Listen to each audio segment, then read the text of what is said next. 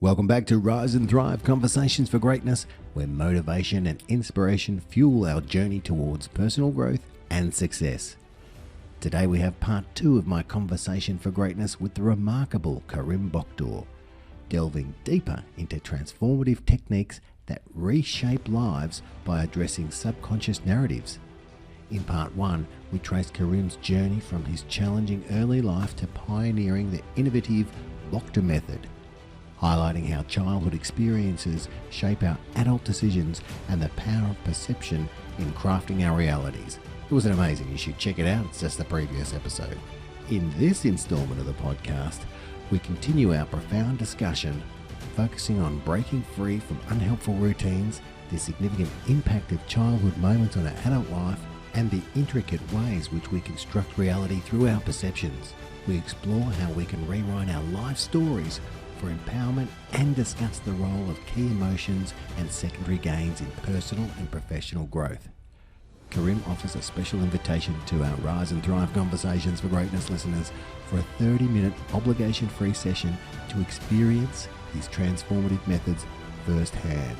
This episode is an empowering journey into understanding and transforming the inner narratives that shape our lives. We pick up where we left off about the benefits of the Boktor method, which Karim took me through at the end of the last episode. You're almost forced to be in a relaxed state. You're guided to where you need to go to have a look at what happened, what are some of the decisions that you made. And so you can, as you say, connect the dots to see why you believe that or why you have that belief. And then I love that, creating a new story or reason, or so you put it in better words than I am now. But the analogy of taking that Jenga piece off so that can be dispersed. Yes. And we can create something new. Yeah. Sounds like gold to me, Karim. Yeah. So a lot of people, and I was the same, I was reading so many personal development books. And it became like a ritual, that I had to do this morning, and I had to read affirmations, and I had to do, ice baths, and I had to do, this was causing most of my anxiety and stress when I was trying to do the opposite.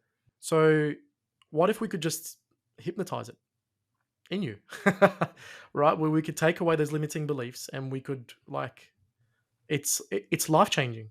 Absolutely. I remember, now we're talking one of the sessions that I did, and it's like you say, it can be those innocent things, and it's no casting any aspersions on my parents or any other parents, because Yeah. as a parent, I know we're all trying to do the best that with what we've got. Yeah. One time I was playing with some older kids, and my dad walked past and he said, "Don't act the fool, John." Yeah. And I made a decision then, and that just cut me so badly in front of those older boys. And so it wasn't a traumatic thing in terms of, what was No. happening. It was just I was Yeah. playing with other guys. Yeah. But the impact that comment, and he probably wouldn't even remember that he said it, or he had some other reason for it, or he was trying to protect me, or, Yeah.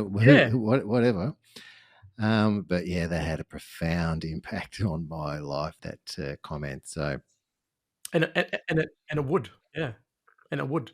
And so, like, what I see is if people in, like, leadership teams or in high positions, when they get triggered by something, or when I can see that there is something missing with them in terms of their perspective, is I still see that 7 or 8-year-old person still making the shots within their adult body. So those things just don't go away. So in a way, it's sort of like you've got this this inner child running your adult life and making your decisions, and they could be costly decisions. So you're still seeing that perspective from that child, John. So as we go back to that moment, you could see it through. How old were you when you said that? Was it 7? I was in primary school, so I was around 9 or 10. 9 or 10? Okay. So at that moment, you're looking at life through a 9-year-old or a 10-year-old. Where if we go back now as an older and wiser John, as a parent himself, we could see it from a different perspective. Oh, absolutely. And we could create a new understanding of what that actually meant, what your father meant. And we can change. I mean, it won't mean anything to you now because we're doing it consciously, Hmm. but we could change that understanding and we can rewrite history pretty much. What's interesting, I'm loving this conversation so much, Karim. Yeah. And I'm sure your clients do because it's just fascinating and interesting and so powerful. I've also come to learn that I'm the one putting the meaning on things, right? Yes. So something happens in my life and I Yeah. make it mean something. Yes. And that's what we do as human beings. We're meaning making machines, and that's all fine. There's nothing wrong with that. But what Mm. I've also come to realize, and this is more consciously than subconsciously, but Yeah. if I create a meaning that's not empowering for myself, I have the power to change that and create a different meaning. And it doesn't matter what the truth is because I'm the one making the meaning. So whatever Yeah. the truth is the meaning that I make it. Yeah. Uh, you don't necessarily want to live in la la land or say, 100%. that's blue when it's clearly Yeah. orange, but then you could debate about that as well, depending Yeah. on the glasses that you're wearing. But anyway, Yeah. so that's at a conscious level. Yes. And I like what you said there, and that's kind of okay. But what about at the subconscious level? What about a bit deeper than what you're thinking on the surface? Because I think you said just then we could do that, but now it would be at a conscious level, so it's not as powerful or whatever the words you used. Yeah. So there are infinite truths that you can create. So my truth at the time was, as a little kid, is that the world is unfair, unsafe, and I'm undeserving. And I had to build a character around that to make it so believable that it was true. So there's a scientist, and I can't remember his name, and it was too long in it even to. So let's just call him Doctor So and So, right? Because it's like some Russian scientist, and it's got like 20 letters to his name. And what he discovered is that the reason why people have so many truths is because of what he calls our perception or the communication model. And what he realized is that if you can imagine, John, at any 1 second, there is, and this number keeps changing again, but it's the principle 128 million bits of information per second that is around us at the moment. Consciously, we can only take on about, say, 64 bits of information.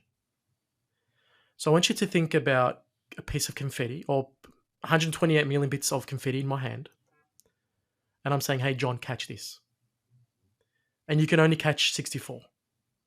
You're going to be biased also to the colors that you like. There's going to be a whole lot of information that you haven't received, but you've only got 64 bits of information. So there's a lot of missing information, but you can only gather what you've caught. Mm. And you're going to make a reality on what you've caught. And this is what causes everyone to have so many different realities. But in fact, we can create our own reality because we can think, what other information have I missed? And this is where the magic happens. Because once you realize is that you don't know anything, or you don't know everything, sorry, is where the magic happens because you have to let your ego down.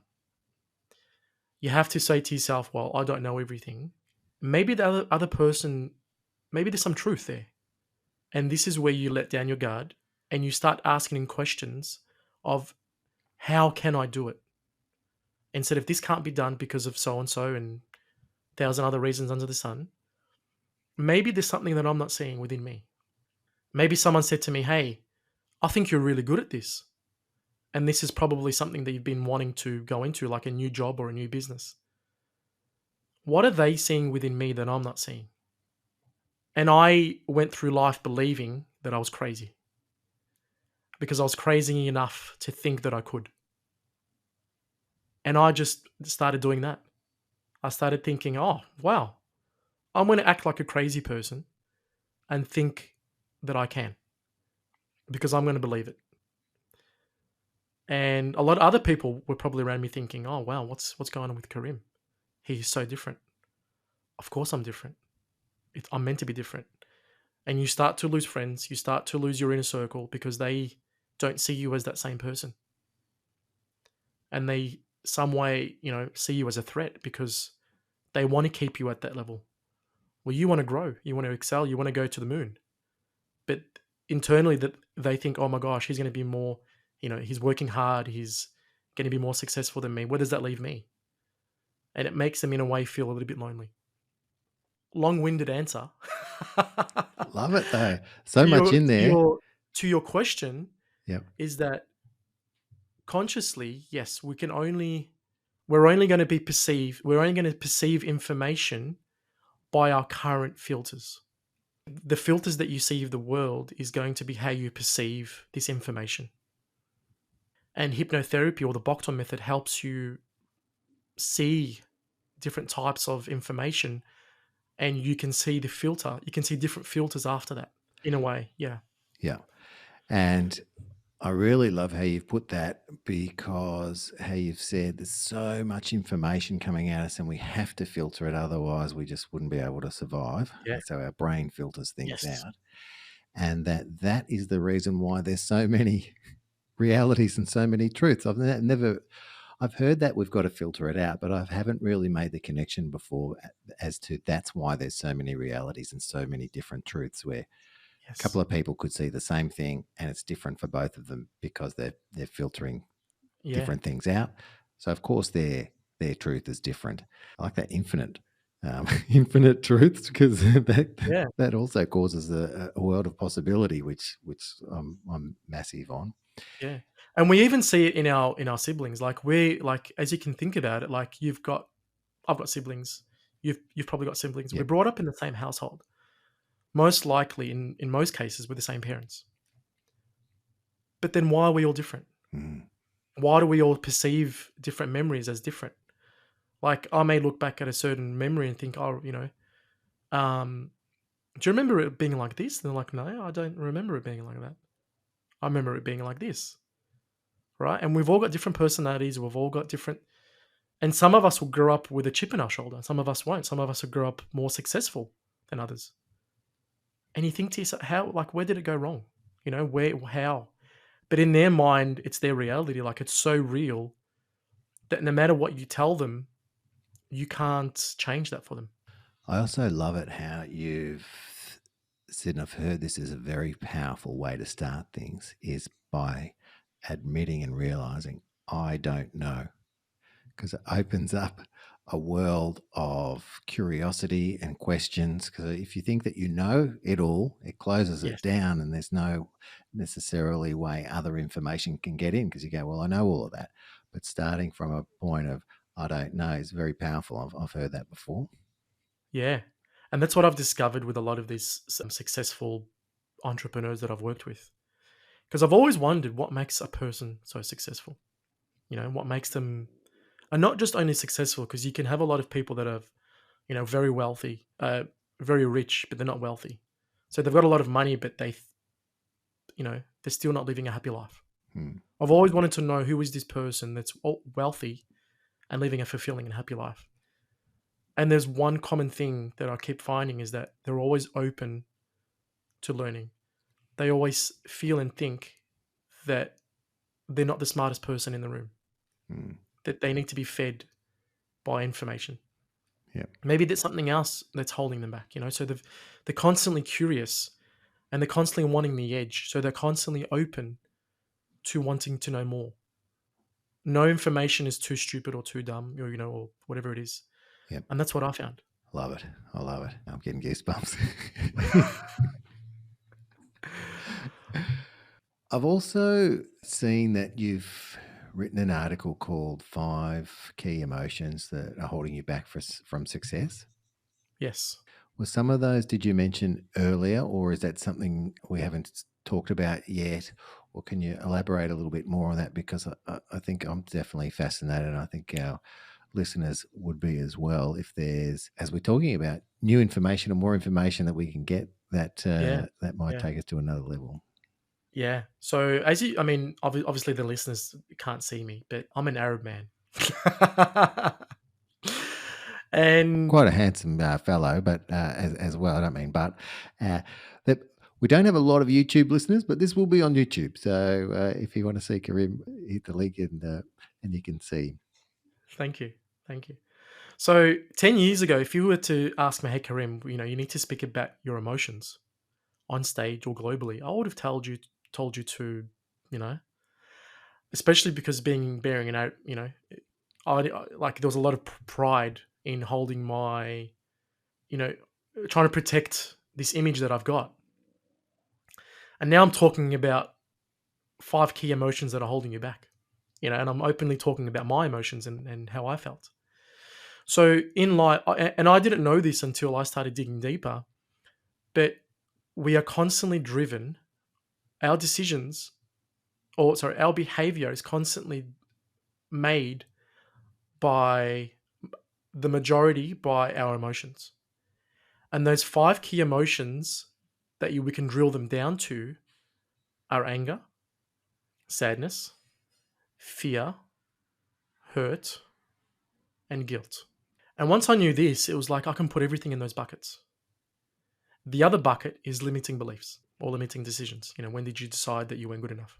The other pivotal thing that I learned in life is that there are always going to be polar opposites that exist.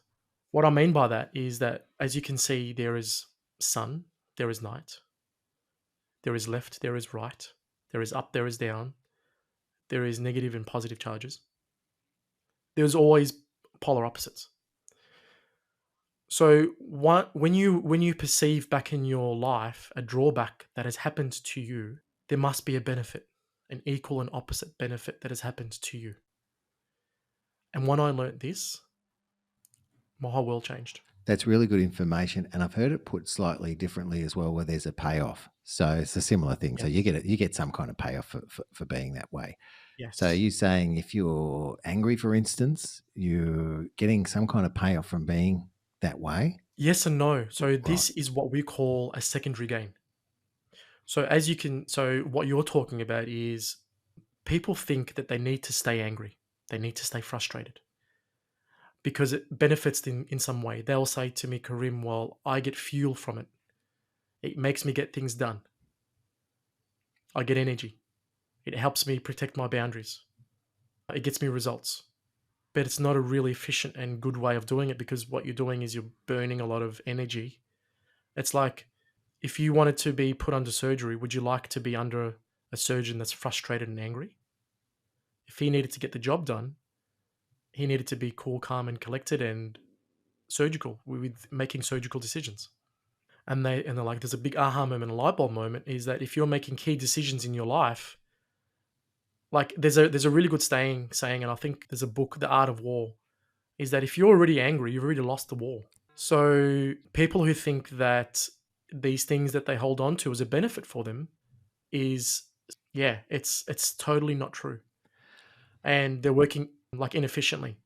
What I'm suggesting is that if we were to go back to a time when people were like, so as an example, using your example, John, about your dad, in that time, how did you feel about that comment that your dad made to you? Oh, I was upset. I was embarrassed. I was I was angry that he did Yeah, that. yeah. And then what was life after that? After like that for you? I think that Like, what was the belief that you had because of that comment? the belief I had was, well, how I ended up discovering or uncovering that again was, I found that if I was having a good time in any particular situation and someone Yeah, told me or asked me to either cool it or calm down or something like that, yeah, I would fly off the handle and be really upset with the person that did that. yeah, Who knows? It might have even been appropriate, but sometimes I can be loud and whatever. yeah, And so I wanted to search for, why do I get so angry and so upset when someone tells me to chill out? yeah. So if you were to have a look at that moment, how did that moment serve you of being this person? What was the benefit to you of being this person who was to fly off the rails of being told what to do? You're probably thinking, well, there is no benefit, Karim. Yeah, that's what came to mind. I know sometimes the payoff can be that you're right about what you're thinking and how you're feeling. Mhm. Let me ask you. Let me ask you like this. So, what do you highly value within yourself today as a person? that you think that you've got a really good quality, like which trait that you really admire about yourself today?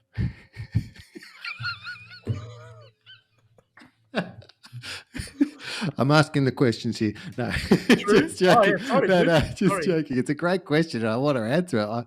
I just, I'm not quite sure what it is. I would, Is it your resilience that you like about yourself? I like that I can put myself out there and have a go. Good. So that's part of the reason for doing this podcast. I've It always is. wanted to have my own talk show. So I'm Yeah. making one because that's something I've always wanted to do. And it took me years and I was holding back and Yeah. limiting beliefs and things. So having a go, creating and doing things that I've always wanted to do, that's, I would say, Good. that's something I admire about myself. It is. Yeah. And I can see that you're sort of like the commander of your own ship, and you like making the calls and the shots. So how That's did that true. moment? That's true. Yeah. Yeah, yeah, yeah. Yeah. So how did that moment of your dad, whatever it is that at the time, how did that benefit you up until today? How did you get this gift that you received today? I probably made a decision like no one's going to tell me what to do. I don't know. I also know I've heard that if someone says I don't know, it in answer to a question, it means I don't want to answer you or piss off. And I don't mean any of those two things. That's my Yeah, that's answer. okay. That's okay. That's okay. And it's meant to be a little bit confusing because I'm using some NLP. Mm. How did that moment benefit you of your dad, and how did it serve you up until today? So my dad having the trait of what telling his son to chill out, Yeah. and And how did that serve you up until today? So at the time, you decided that no one's going to tell me what to do. I'm going to be the commander of my own ship. yeah, yeah. And now look at you. Yeah, so it served me in that, yeah, that I have no qualms about taking control in certain situations if I feel that that's what's necessary. Yeah, Yes. And it was only because of that moment that needed to happen was the seed of this birth of this trait that you highly value within yourself today yeah, that's allowed you to be this person that's able to help so many other listeners out there because of this. gotcha. This is the magic that. So your dad at the time probably had to play the villain, Yeah, but in fact, he was actually giving you a gift, a lifelong gift yep. of giving you this magical trait today. That's awesome, Karim. And I can see how powerful that is because I'm experiencing it right now. And I hope as a listener, those listening can see or hear how powerful that is as well. And Yeah. that's available to them by going through the Boktor method and having this kind of because you've given me life coaching really or live Boktor methods to I can't help myself. I do apologize. don't apologize. I absolutely love it. I am so loving every second of this conversation, Karim. Yeah. It's so Yeah. wonderful. And I believe in this kind of work so much that it can help people. And that's why I'm really, really rapt that you're on the show and that you are able to help others because you do have an offering. It might be a good time to talk about that. So you do on your website have your book, your leadership book, which I want to talk about. For Rise and Thrive listeners, you did have an offer that you wanted to make. Sorry, mate. Yeah, it just broke up. So I'm assuming you said that I've got my book on my website. Yeah, I did, and then I realised I don't want to talk about that yet. Okay. Sorry. No, you're right. And then I said, you've got this great offer to offer our Rise and Thrive listeners, and do you want to Yes. explain what that offer is so they can have the same experience that I'm having, or maybe even deeper when it's one-on-one? Well, Yeah. we are Yeah. one-on-one. Yeah, I'm not putting this right. So I'm offering people or listeners because a lot of people are probably thinking, "Oh my gosh, is this for me? Can this help me?" I wonder if. So I'm offering listeners an obligation-free. This isn't a sales call. This is a 30-minute free breakthrough of one-to-one with me. So if you're listening and you're a little bit curious and you want more out of life and you think that there is more and you want more, then let's have a chat. So there's again, it's not a sales call. It's not for me to hound you and pound you by keeping on chasing you up. It's not that type of thing. It's a me just offering value to you And if you want, we can keep on working together, and some will. But for those who just want a 30-minute free breakthrough, then yeah, I'm more than happy to offer that. Nice. That moment that we talked about with my dad has gone to another level through this conversation as well. So, that's I want to thank you for that. So I feel like I've had I've got an hour or so with you, so I've got even more. But I highly encourage our listeners to take Karim up on that. You got nothing to lose and everything to gain by doing so. So there'll be Mm, links in the show notes. You also have your website, karimboktor.com. That'll also be in the show notes. And I mhm. also I don't want to wrap up quite yet because I want to talk about the book that you offer on your website because it's got such an interesting title, 10 Things Your Staff Hate About You. Yes. What's all that Yeah. about? So I've been working for a lot of corporate companies, and what I find, and I kept getting, like, we've all worked for those angry bosses or those, really nasty people. And I went through life thinking it doesn't have to be this way.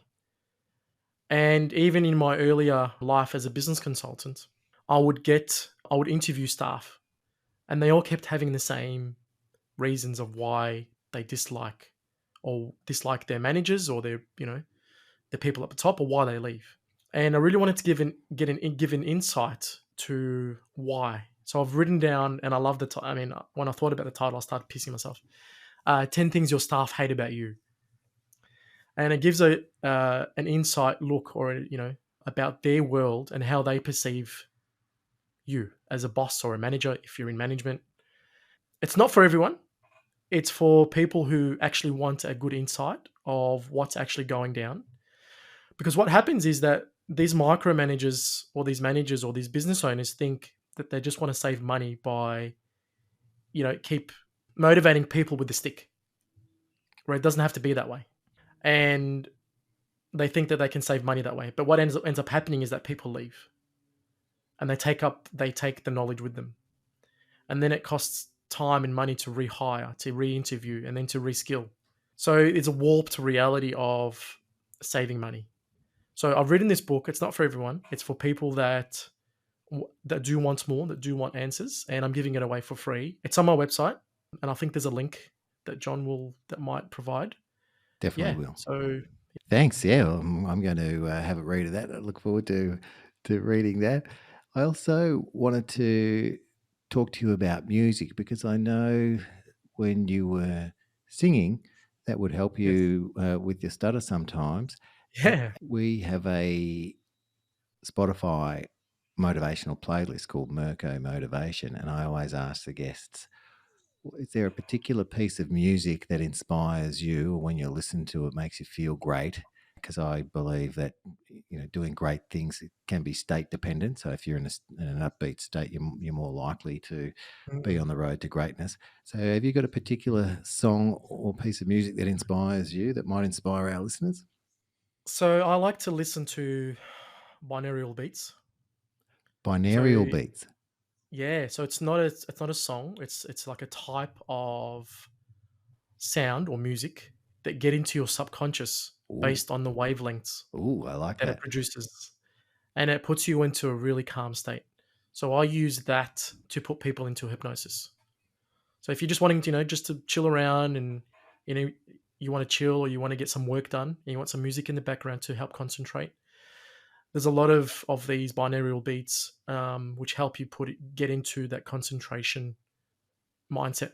So should we just search binaural beats, or is there Yeah, so I just look up binaural beats, and there's so many things that come up. great? It's like there's a whole lot of libraries and a whole lot of Yep, things. It's what resonates with you most. yep, So people will, like, once they play something, they'll be like, "Oh, I can feel that." yeah, yeah, It really resonates with me, and it's going to be different for everyone depending on the frequency that it plays at. yep. Will be the frequency that you're most aligned with. All right, well, I'm going to do that search and I'm going to put one on the playlist. Personally, what I like about the playlist, and well, I like a lot because it puts me into a good state, but it reminds me of each guest as well. And it fills my heart with joy when I hear that song. Go, oh yeah, I remember that conversation for greatness. Mm. So we could speak for hours. I think I'd love to have you. Well, I know I'd love to have you back on the show, Karim. I was wondering if you wanted to leave our audience with a final piece of advice or a mantra that they can carry with them towards their journey of greatness. I want to leave you with this, that if you were to look at yourself as a third person, so you'll look at yourself from the outside, and you could see yourself like a computer, and you'd notice some bugs in the computer. So what are the things that are, what gaps are missing? It could be limiting beliefs. It could be things that you're triggered by. It could be a belief that you're not good enough. I want you to know that this decision is not yours alone. It's probably not even yours. It's probably someone else that made it up and you took it on as your own. What would life look like without that decision being made? What missed opportunities have you had because of this old opportunity? What new decision do you need to make a new life with new opportunities? And if it's bravery that you need, if it's guts, if it's courage to get to that next level, then borrow mine. Tap into my courage, tap into my craziness that I thought that I could, and just borrow me. Karim, what a great piece of advice. Thank you so much. Listeners, reach out, get that 30 minutes with Karim. It'll be life-changing in such a great way. An absolute pleasure to have you on the show and a conversation for greatness. Karim Boktor, thanks for being on the show. Thank you for having me, John. Thanks for joining us on Rise and Thrive Conversations for Greatness with John Merkus. Remember, you are loved, you are worthy, and you do matter. Embrace the journey of personal growth and motivation. Let's go out there and do something great. Follow or subscribe for more insights and inspiration every Tuesday. Until next time, stay awesome.